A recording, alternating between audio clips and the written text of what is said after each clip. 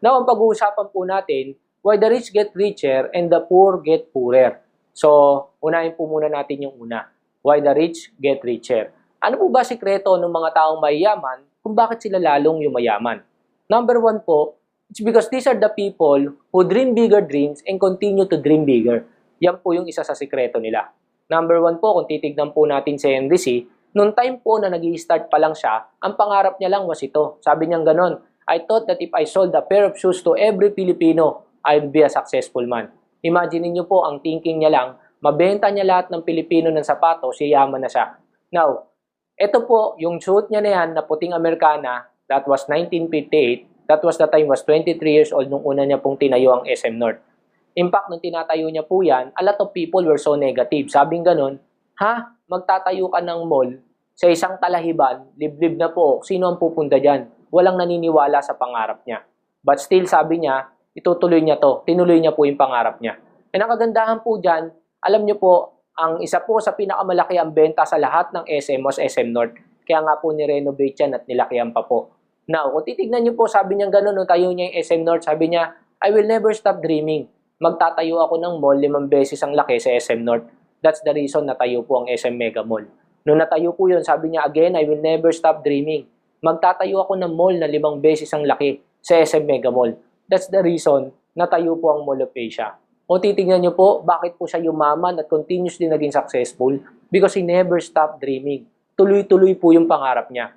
Kung titignan niyo po siya ngayon, is age 91. In a wheelchair, but still, he has no plans of retiring. Tuloy-tuloy pa rin po. Andyan na po ang SM. Ang next na nag-goal niya, mag-number 1 sa bank. So, pumasok sa video. And now, nasa condo business na siya or property business, SMDC. A lot of Filipinos po nakakalungkot, pagdating po nila ng 60, nasa retiring age na sila. Kaya po natatawa ako, laging sinasabi, ay iho, wag mo na ako invite sa ganyang business kasi 60 years old na ako. Retiring age na ako. Bukod tangin lang po sa Pilipino pagdating sa 60, nagre-retire. Imagine niyo po siya. Nasa wheelchair niya, pero hindi niya po ginamit na dahilan yun para mag-stop para sa mga pangarap niya. Tinuloy niya pa rin po at tuloy-tuloy pa rin siya hanggang ngayon. Next po is Go Kung Wei. Nung tinanong po siya, sabing ganun, what is your dream nung bata ka pa? Sabi niya, my dream was to become a pilot. But instead of being a pilot, I bought an airplane. Kung titignan niyo po, mas nilakihan niya pa po yung pangarap niya sa pangarap niya nung bata pa siya. Silusutan po, nung tinanong, ganun din. Sabing ganun, what is your dream nung bata ka pa? Sabing ganun, my dream was to become a scientist. But instead of being a scientist, I ventured into business. And now, I own several companies. Siya po may-ari ng Asia Brewery, PAL, Fortune Tobacco, Eaton, PNB, etc. Kung titignan niyo po, sobrang successful nitong tao to. Why? Because he never stopped dreaming. Alam niyo po, nakakalungkot kasi maraming tao na ang pangarap lang po nila kumain 3 beses ang araw, magkaroon ng motor, magkaroon ng second hand na kotse, masaya na po sila. Kumita ng 20, 30,000, makapag-abroad, masaya na po sila. Magkaroon ng bahay, kahit po sobrang liit, okay lang. That's the reason kung bakit po mas maraming Pilipino po ang mahirap. Why? Kasi po sobrang liit na mga pangarap nila. Alam niyo po sana, sa lahat na nakakapanood nito, ikaw mismo na nanonood nito ngayon, sana lakihan mo yung pangarap mo. Yan yung sikreto kung bakit sila yumaman at patuloy na yumayaman. Never stop dreaming kasi libre yan. But I suggest, kung mangangarap ka, just be determined para ma-achieve yan. And please, put that dream into action. Trabahuin mo lang. And para hindi po maging bangungot yan, then you find an opportunity para makuha mo yan. Well, in fact, baka ito na po yung opportunity na hinihintay mo para makuha mo yung mga pangarap mo. One of my favorite quotation was this one. There are no great people in the world, only ordinary. The only difference is that some set higher goals, they dream bigger dreams, and they settle for nothing less than the best. Kung titignan po natin, lahat naman ng tao ordinaryo lang. Lahat po tayo pantay-pantay lang. Even po nag-start sila yan si Lusutan, ordinaryong tao lang po yan.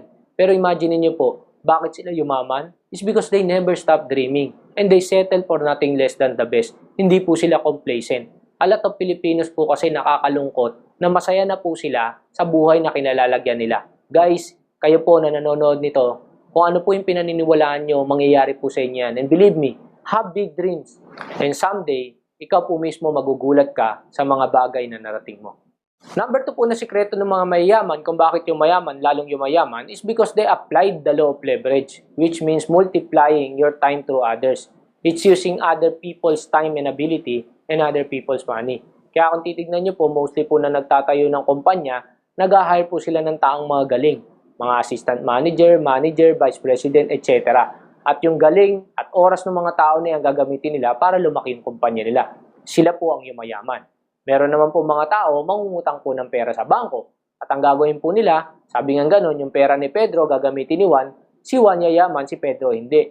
They find investors para mag-invest sa kanila ng pera at yung pera na yon ang gagamitin nila para yumaman sila sa negosyo nila. Na meron mga tao gumigising paggabi na, sasakay sa pond expedition, mag-golf. Hindi nagtatrabaho pero mayaman. Meron naman mga tao gumigising paggabi na, sasakay sa Mercedes-Benz, magpapadrive sa driver niya, magbo-ballroom, magbibigay pa ng 5,000 sa DI. Hindi nagtatrabaho pero mayaman. Pero merong mga tao gumigising, umagang-umaga pa lang, umuwi gabing-gabi na. Trabaho ng trabaho pero hindi yung mayaman. Why? It's because these are the people who are not applying the law of leverage. Kung titignan nyo po, kaya mo ba magtrabaho ng 24 hours per day, 7 days a week? Baka isang linggo mo lang gawin na magtrabaho ng 24 oras isang araw na sigurado, punerarya na abutin mo. Now, paano mo tatapatan si Henry C? Si Henry C nagtatrabaho ng 4 million hours per day. Paano yun? Now, si Henry C po, meron po siyang 500,000 employees na nagtatrabaho sa kanya ng 8 hours per day. In-apply niya po yung leverage. That's the reason po nagtatrabaho siya ng 4 million hours per day kahit hindi naman siya totally nagtatrabaho. Ginamit niya po yung time and ability ng mga tao para lumaki po yung kumpanya niya. Now, pwede po tayong magtrabaho 30 years. Yan lang po yung lifespan natin. After 30 years, matanda ka na po niyan. So, what if you will work 30 years and 365 days po ang isang taon? Ibig sabihin, sa isang taon, Sabado at Linggo papasok ka, walang holiday. And 24 hours ka pa magtatrabaho everyday. Alam niyo po, ang makukonsume nyo lang po na oras is 262,000 hours. Ibig sabihin, hindi mo pa rin matatapatan si Henry C. Imagine na, 24 hours ka na nagtrabaho, araw-araw sa loob ng isang taon, still hindi mo pa rin siya natapatan. Kaya if you won't apply the law of leverage, I tell you, mahihirapan ka pong yumaman or matapatan sila.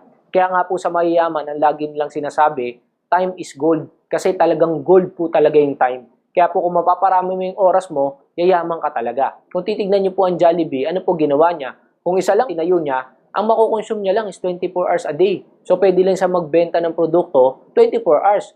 Kaya ang ginawa niya po, nagpa-franchise siya. So kung ilan po yung franchise niya, if he has 2,000 franchise times mo po ng 24 hours yan, ganun po karami yung oras na pwede siya magbenta. Nag-hire siya ng mga manager, ng mga crew, ginamit niya yung time and ability ng mga tao para lumaki yung kumpanya niya. Kaya kung tutuusin po, kung titignan nyo, ito pong law of leverage, napaka-importante nito. That's the reason I joined this kind of business. Because with this kind of business, I'm applying the law of leverage for free. Sila po, kaya po nila na-apply yung leveraging is because sobrang yaman po nila. Eh paano po tayo? That's the reason po, I joined this kind of business. Kasi po, with this kind of business, nagagawa ko po yung leveraging pero hindi po ako naglabas ng malaking kapital.